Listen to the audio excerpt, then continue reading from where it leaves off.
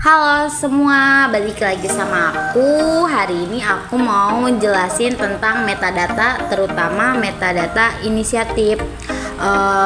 Tapi sebelum kita membahas metadata inisiatif, kita harus tahu dulu apa sih itu metadata.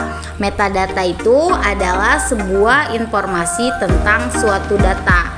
Nah, kalau misalnya metadata inisiatif itu kayak gimana sih? Nah, metadata inisiatif itu adalah metadata yang mengacu pada upaya untuk mengembangkan standar dan praktik terkait metadata dalam berbagai konteks seperti ilmu informasi, perpustakaan, dan manajemen informasi.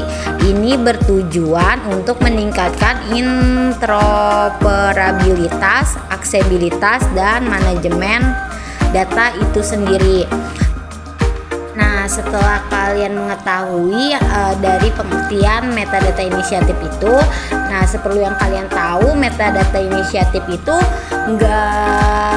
nggak ngestak ya, dia tuh nggak stuck, dia tuh terus berkembang sejalannya arus dunia ini, sejalannya teknologi yang ada di dunia ini, dia akan terus berkembang, tidak ada intinya tidak ada cukupnya. Nah, untuk saat ini perkembangan dari metadata inisiatif itu ada di tahap metadata 4.0 dan ini bisa terus berkembang sealurnya dunia ini. Intinya segimana arusnya perkembangan dunia ini. Nah, dalam perkembangan itu ada 4, yaitu metadata 1.0, yang kedua itu 2.0, dan yang ketiga itu 3.0, dan yang terakhir ini adalah metadata yang masih on proses atau lagi diproses, yaitu metadata 4.0. Nah, yang pertama ada 1.0. Metadata 1.0 ini adalah metadata tradisional yang dalam praktiknya itu masih konvensional. Contohnya adalah pembukuan tabungan di bank zaman dulu yang harus datang dan isi formulir, begitupun transaksinya, walaupun zaman sekarang masih ada tapi tidak sebanding dengan perkembangannya saat ini. Nah, kalau zaman dulu kan semuanya itu prosesnya tuh masih physically, maksudnya itu kayak semuanya tuh ada fisiknya gitu, kayak kita dateng, terus kita ketemu teller, harus ngisi formulir dulu, ngambil duit pun harus ngisi formulir dulu, naruh duit pun harus isi formulir dulu, intinya semua tuh physically. Nah, itu adalah contoh dari metadata 1.0. Nah, yang kedua itu adalah metadata 2.0, yaitu metadata pada tahap ini mungkin lebih struktur dan terdapat peningkatan dalam kompleksitas dan fleksibilitas metadata. Contohnya adalah penggunaan mesin ATM. Jadi kan kalau metadata 2.0 tuh kita masih yang pokoknya sistemnya tuh physically banget.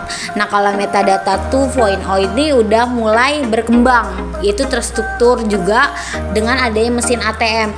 Jadi yang tadinya kita harus antri dan itu tuh prosesnya mungkin masih panjang. Nah, ini tuh lebih fleksibel dengan adanya mesin ATM. Kita yang tadinya mau naruh duit harus ketemu teller atau gimana, sekarang tuh bisa naruh langsung. Yang mau transfer juga bisa transfer langsung tanpa harus nunggu teller terlebih dahulu. Intinya dengan mesin ATM itu lebih fleksibel dan terstruktur tahapannya.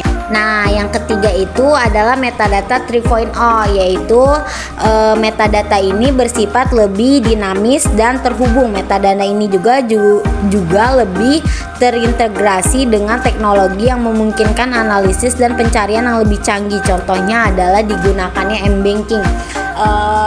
Walaupun masih banyak ya kayak daftar itu harus datang ke ini, tapi m-banking saat ini tuh yang udah jadi utamanya. Semua ATM saya rasa semua bank sekarang tuh saya rasa pasti punya m-bankingnya masing-masing. Kalau saya personally itu saya menggunakan Livin. Nah, Livin ini menurut saya bener-bener yang canggih banget, yang dimana kita tuh kalau daftar bank nggak harus datang dulu ke banknya, tapi kalau dari Livin tuh udah nggak perlu datang, intinya kita proses semuanya secara online, ngisi data secara online, lalu buat verifikasinya pun online, yaitu dengan video call. Semuanya transfer kecuali tarik tunai ya, itu kita bisa menggunakan metadata 2.0, yaitu kita ke mesin ATM, itu pun nggak perlu ke bank, intinya nggak physically banget.